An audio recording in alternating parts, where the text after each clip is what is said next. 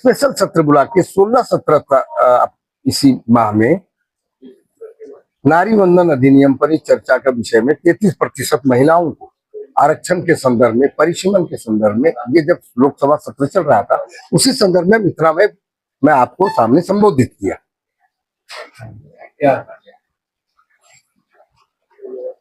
हमारे नरेंद्र भाई मोदी के नेतृत्व में जो सरकार वर्तमान में भारत चल रही है या एनडीए की सरकार है, वो महिलाओं को 33% आरक्षण देना चाहती है। उसका विधेयक लाया था। वो विपक्षी पार्टी कांग्रेस पार्टी, एनडीए के एलाई जो विरोधी हैं, वो सारी पार्टियों मिलकर के उस विधेयक को गिरा दिए, पारित नहीं होने दिए। महिलाओं का वो कहते तो हितैषी हैं, लेकिन घोर विरोधी है जिसको आधी आबादी है। हम उनको आधी आबादी को 33% आरक्षण दे रहे थे। हमारे लोकसभा में ये पारित होना था, लेकिन विपक्षी पार्टियों ने नहीं दिया। तो ये उनके विरुद्ध में वो कहते कुछ है करते कुछ है, दर्शाता कुछ है, करनी कथनी में अंतर हो। ये मैं बता रहा हूँ, ये उजागर करने आया हूँ। ये पूरे देश के संदर्भ में जाना चाहिए आपके माध्यम से कि ये जो विरोधी दल के लोग कहते हैं या मुतैसी है महिलाओं का, वो हम जब विधेयक लाते तो पारित नहीं होने दिया। तो आपने जो विधेयक लाने से पहले जो आपने सर्वदलीय बैठक बुलाई थी, हाँ बिल्कुल, बिना क्या पारित किया? पारित सर्वदलीय नहीं होता, सबकी सामूहिक ये निर्णय हुआ कि ठीक है आप लाइए, हम आपकी समर्थन करेंगे। अब ये तो हम नहीं बता सकते, विरोधी दल बोलेगा ना। नहीं, हम किसे बताएंगे?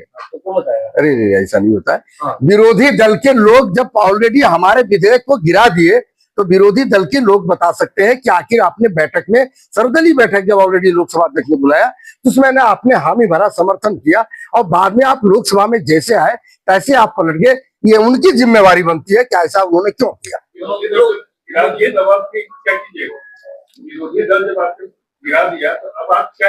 भाई मैं तो जनता के बीच में जा रहा हूँ, मैं जनता के बीच में कह रहा हूँ, लोगों कह रहा हूँ कि आपके नाम पर केवल ये समर्थन लेते हैं, आपकी केवल बात करते हैं, लेकिन जब ये विधेयक जब आता है कि हमारा विरोध करते हैं या आपके समर्थन नहीं करते हैं। ये तो बात की बात रही ना। अभी एक बार गिर चुका है तो उसका नियम होता है कि ऐसा नहीं है कि हम जिस दिन चाहे उस दिन ले आए, ऐसा नहीं है। उसका सिस्टम है, संवैधानिक नियम है, प्रक्रियाओं का पालन करते हुए कोई विधेयक आता है। अब आप क्या करेंगे?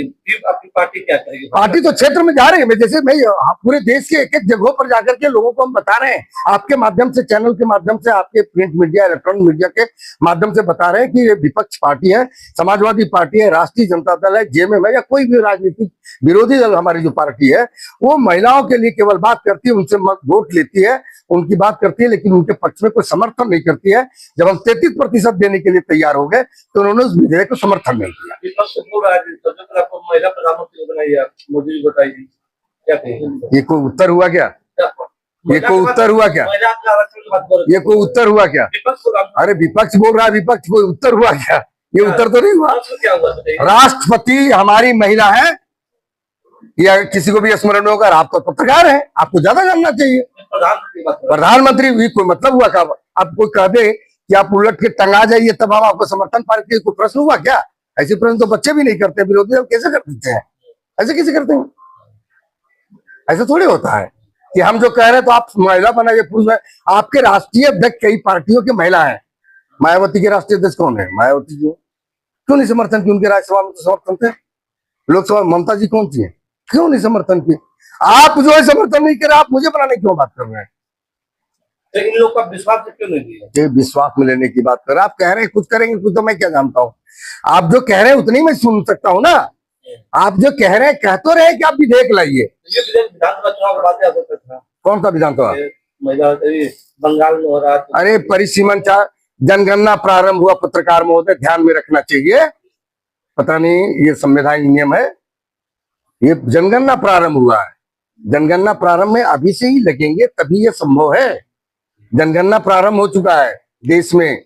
2011 के बाद जनगणना नहीं हुआ था, जनगणना प्रारंभ हो गया है। जनगणना के साथ ही विधेयक आया है, ऐसा नहीं है। भारतीय जनता पार्टी के नेता हैं, हम समूह के नेता हैं और चतरा से लोकप्रिय सांसद आदरणीय कालीचरण सिंह जी हैं, जिला अध्यक्ष उदय कुशवाहा जी हैं, महामंत्री जितेंद्र जी हैं, आदरणीय हमारे समधी साहब हैं। चलेगा क्या? हैं बगल में, यहीं पर हैं। वरिष्ठ नेता आदरणीय मुकेश निरंजन सिन्हा जी हैं और उपस्थित भाजपा के सभी नेतागण और पत्रकार बंधु साथियों मित्रों। आज का विषय आदरणीय सांसद महोदय ने काफी विस्तार से रखा। मैं उसमें एक बात और थोड़ा अपने हिसाब से जो बोलना चाहता हूँ।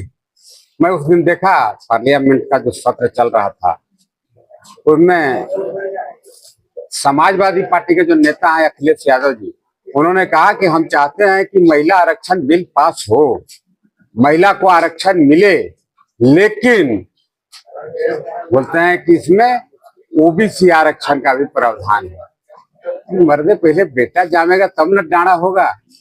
देश आजादी की लड़ाई सब कोई को मिलकर लड़ा। भारत देश जब आजाद हुआ तो कोई दल पार्टी नहीं, सभी लोगों ने जब लड़ाई लड़ी तब देश आजाद हुआ। जब देश आजाद हुआ तो बहुत सारे नियम में अमेंडमेंट हुआ, नया कानून आया, नया बिल आया, नया विधेयक आया।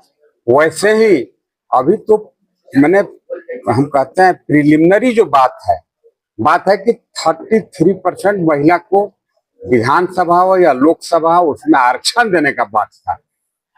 इससे ध्यान लोगों का भटकाने के लिए विपक्ष इस तरह का बात सामने लाता है। निश्चित तौर पर हम कह सकते हैं आज पूरे देश की महिला कह सकते हैं भारतीय जनता पार्टी के पक्ष में खड़ी हैं, और अगर यह विधेयक गिरा तो उसका कारण था कि हमारी बहुमत नहीं थी। हम महिला बहनों से भी निवेदन करते हैं कि भाई आप भारतीय जनता पार्टी को सशक्त करिए, पूर्ण बहुमत दीजिए, ताकि इस तरह के महिला के पक्ष में जो कानून है वो आसानी से पारित हो सके।